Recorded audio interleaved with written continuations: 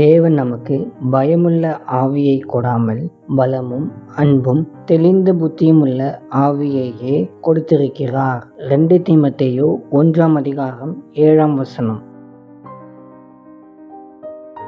மனிதர்கள் பயத்தாலும் பதற்றத்தாலும் நிறைந்திருக்கும் போது மற்றவர்களுடன் நெருங்கி பழக மாட்டார்கள். மாறாக பின்வாங்குகிறவர்களாக இருக்கிறார்கள். நம்மை நிராகரித்து விடுவார்களோ, தவறாக பயன்படுத்துவார்களோ, பாதிக்கப்பட்டு விடுவோமோ, காயப்படுத்தப்படுவோமோ என்றெல்லாம் பயப்படுகிறார்கள். மேலும் இந்த பயங்கள் சுற்றியுள்ளவர்களிடமிருந்து துண்டிக்க செய்கின்றன.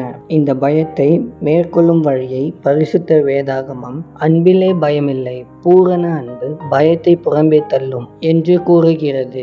நாம் தேவனுடைய அன்பினால் நிரப்பப்படும்படி ஜெபித்து பரிசுத்த ஆவியானவரின் துணையுடன் நடக்கும்போது நம்மை வீழ்த்த வரும் பயத்தை மேற்கொண்டு தைரியமாக இருக்கலாம். அன்பின் ஆண்டவரே, ஆதியும் அந்தமுமானவரே, உமக்கு ஸ்தோத்திரம்.